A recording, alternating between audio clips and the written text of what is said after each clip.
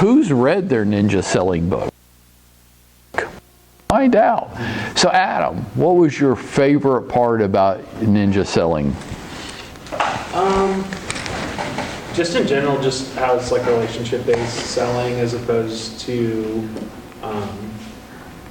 being, other sales tactics in other industries that are a little bit more. Anything specific? Just being present and there for your clients after closing and not just during the transaction and before, and just looking out for their best interests as opposed to getting the sale. Who thinks Adam's really read the book? You do? Okay. You suck up, you. What, is there a specific part of the book that you, Carl? My favorite part, and it's really simple, was the follow-up plan they gave after closing. Okay. That whole graph that they had in there. Uh-huh. Phenomenal. I mean, I think just implementing that singular piece of the book would just exponentially increase closings down the line. Okay. Anybody else? Tina? I like the mindset part of it. The mindset part of it? I haven't read the whole thing, so. Okay. Specifically, any part of mindset that? Like you have to be in the right mindset to Okay. accomplish what you want to accomplish. Okay, good. I think one of the parts that I found the most impactful was chapter 25, talking about the power of 8 and 8. Anybody remember that part? Okay, so relax. I'm going to read to you a little bit today, okay? And just see if this resonates with you a tad. He's talking about flow. What's flow? Being in sync with your prospects, past clients, understanding where they are, when they're ready to buy, you're in contact with them, understanding their needs. Okay, right. Just kind of being connected with them, right? Staying connected with your peeps, which is hard. So what Larry's talking about in the book is to demonstrate the power of flow, the Hobbs Herder marketing firm. Do you remember them, Greg? So these guys, Hobbs Herder, truly evil. Okay, so they came along in the early 90s and they came into Atlanta. They started out in Phoenix and they were the first ones. They're a marketing company and they got people introduced to this concept of branding yourself, okay, which is total bullshit, okay? You are an individual real estate agent.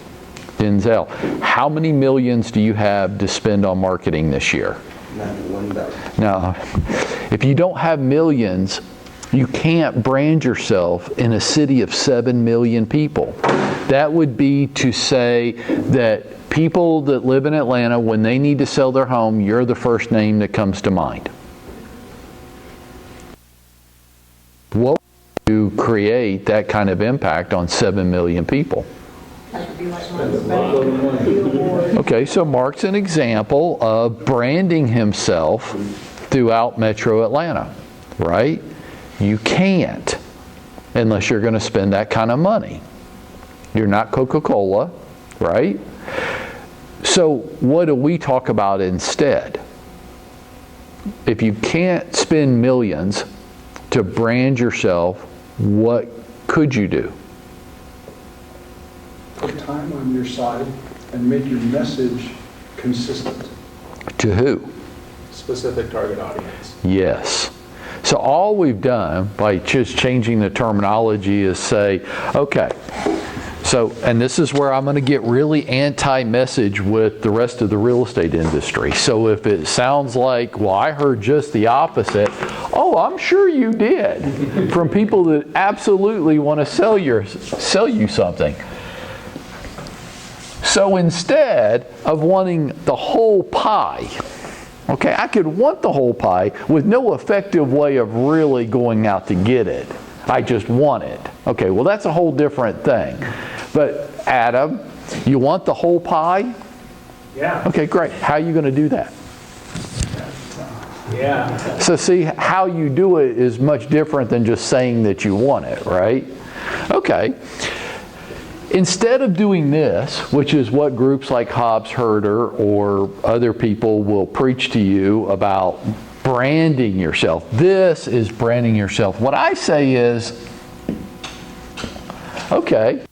Well, you don't have millions? Denzel, you don't have millions? No. You want to make millions, but you don't currently have millions, right? Okay. Then instead, this is really giving me fits today. Is it working now? It is? Okay. So instead of trying to market myself and spending what they got me to do in like 92 or 93, which is just to pay them a lot of money to come up with a logo for myself. Okay? So I did it, right?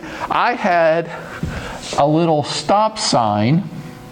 Greg will laugh if he remembers it. He probably won't. See, you won't remember it. This is how I know it didn't work, right? I had a little stop sign, and instead of saying stop, it said sold.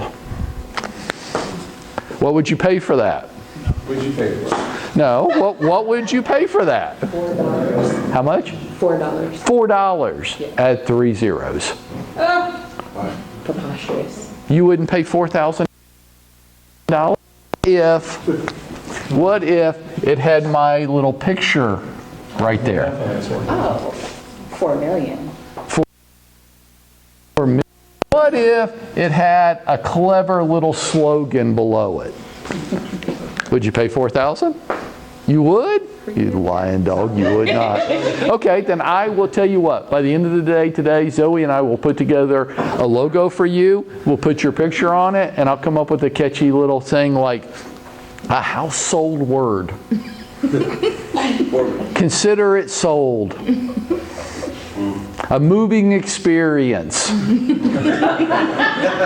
Results that move you. Results of, see, you get it? Where'd all this stuff come from? Oh, these evil geniuses. And you write me a check for $4,000, okay? Yeah. Okay.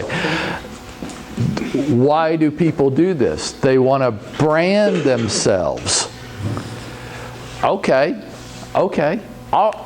I'll even step off my argument and go along with the branding yourself. Who are you going to brand yourself to? Well, all these people. Because all I have to do is put this out there, and all of these people, when it comes time to buy or sell, they'll remember this.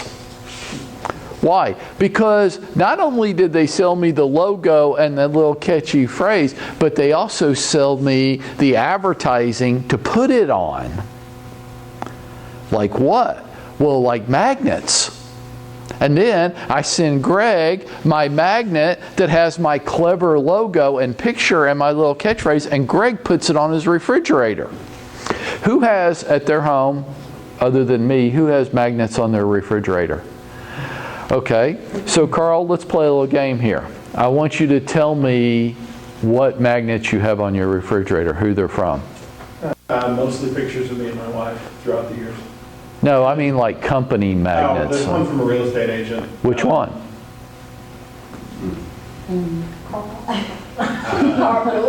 You get the point? He It's got like a dry erase board and stuff. He has the magnet on his refrigerator and can't tell me. Dude, Carl, it looks like you've been to the refrigerator. Yeah, Where it's at. sure do. Does anybody think that Carl doesn't know where the refrigerator's at his house? No, me too. I know where mine's at. It's pretty obvious, right? The magnet's on your refrigerator, but you can't tell us the person that's on the magnet. It's a team. That's the point. But they paid for the magnet, and they paid for the logo, and they paid for the printing and the imaging, and they probably mailed it out to you, so they paid for all that. Every year I get a new one. Every year. So times over and over again. And the whole thought behind this was, if it just goes on his refrigerator, when the time comes for him to sell his house, he's going to call me.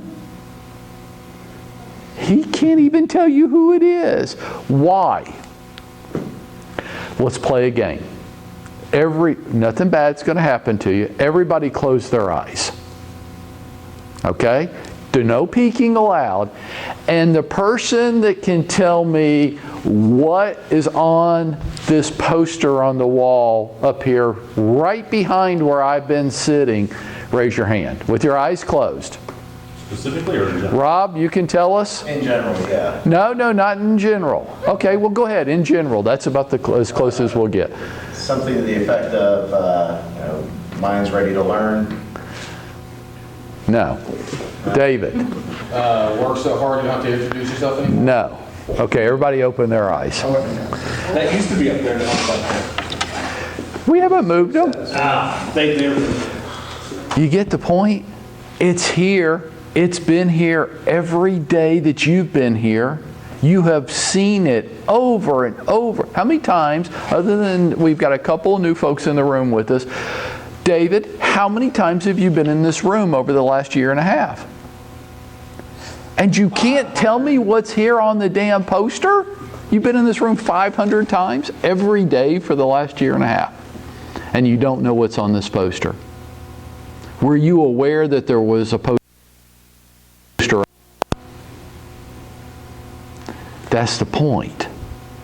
Carl gets something mailed to him every year. He slaps it on his refrigerator. When it comes time for him to buy or sell a house, is that his go-to moment? My neighborhood where we used to live puts out a big directory, a couple thousand homes in the neighborhood, right? Well, how do they pay for the directory? Advertisers, right? People pay money.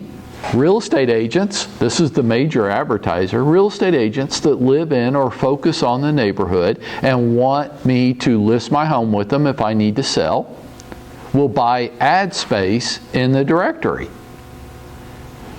They're branding, they're even trying to brand themselves into this small little section, just one little neighborhood in Atlanta, not the whole thing, just here.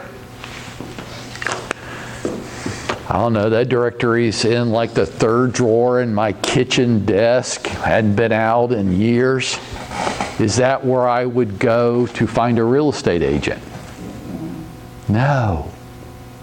No. And Carl's not going to his refrigerator to find a real estate agent, and you can't tell me what's on this, though you've sat here every day for a year and a half, right? This is why this shit doesn't work. Larry talks about, and this is why I like the book so much, because it's real. And real usually in this business doesn't involve you spending a whole lot of money. It's not what's important. But Hobbs Herder, they're in the business of getting me to spend money. Okay? And this is something that if you work here, I want you to be able to sniff out over time. I want your bullshit meter to get really finely tuned. Right? Are you trying to sell me something? Because there's not some. Most people in our industry are really good salespeople, and they will make their bullshit sound really smart. And if you just do it, you'll get everything you want. But they polish it up so good that it actually sounds logical. You're like, yeah, I'm going to do this. They got me. I'm the most skeptical person I know. And they got me. I've got that. You've seen it, right? The newspaper ad? Because, well, it's all we had back then was print advertising, right? Am I making this up? We've got it around here somewhere. I'll show it to you. It's got the big stop sign was sold on it instead of stop. And it's got my little slogan and my picture. And nothing ever came from that. Zero. I never made $1. Now, what if I told you I had spent a total of $31,000 on that marketing program? In the 90s. I don't know. Greg, what would $31,000 be today?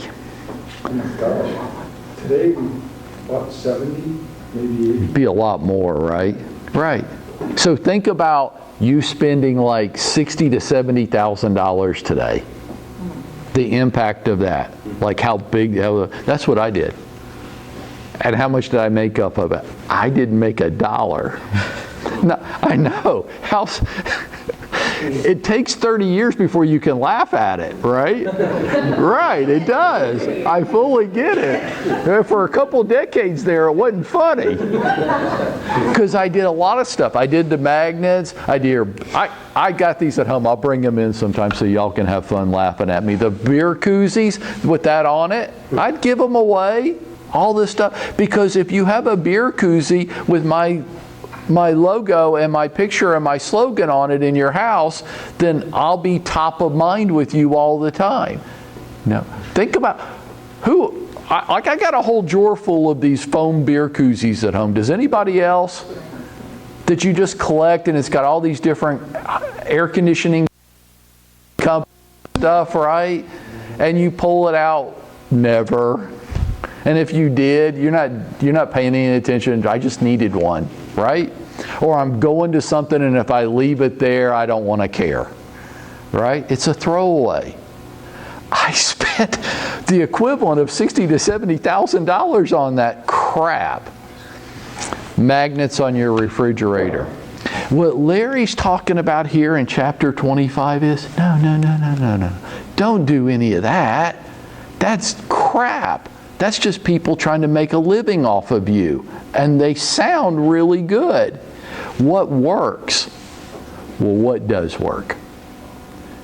I mean, if we're going to make fun, in order to do it, if we're going to make fun of this, then we have to know what we should have done instead. So give me some ideas. Instead of spending tens of thousands of dollars on that, what could I do to be in the flow with my peeps? These people right here. Not these people. Just these people right here. If I'm not going to do that, what could I do? Newsletter.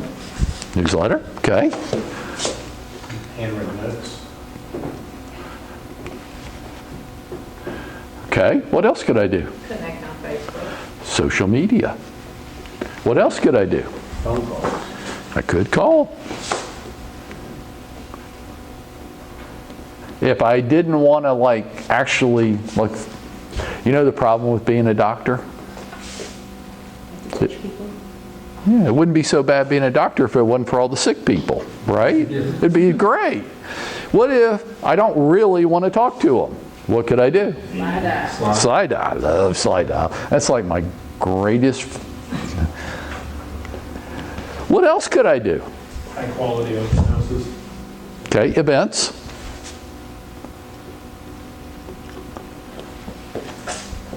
This is called getting in the flow with people. It's like sticky, messy. Like you actually have to deal with people. Really? I can't just come up with a logo and put my glamour shot. Do they still have glamour shots? Yeah. They do? And come up with a catchy little slogan. I can't just do that? No. You mean I got to interact with people? Yeah. Why? Because that doesn't work. Now, if I just wanted to make money off of you, so we're going to transform your job into, I'm going to convince Tina that Tina needs a logo. And you're going to create the logo for her, and then we're going to bill her for the logo. Okay? Then I'm going to give her some catchy little slogan. Okay? And then you just create a logo for everybody in here and charge them a design fee, okay? Cool. So if we got 20 people in the room, that's $20,000. Mm-hmm. That's what we'll do.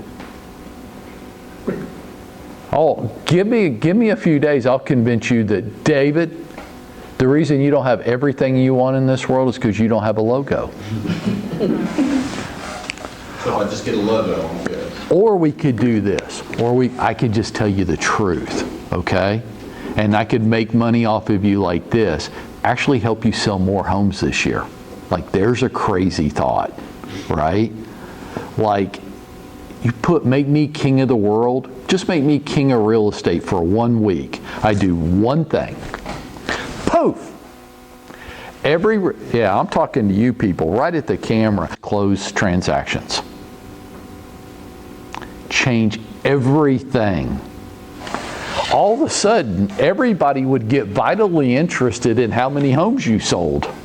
And right now, today, they don't give a damn. Why?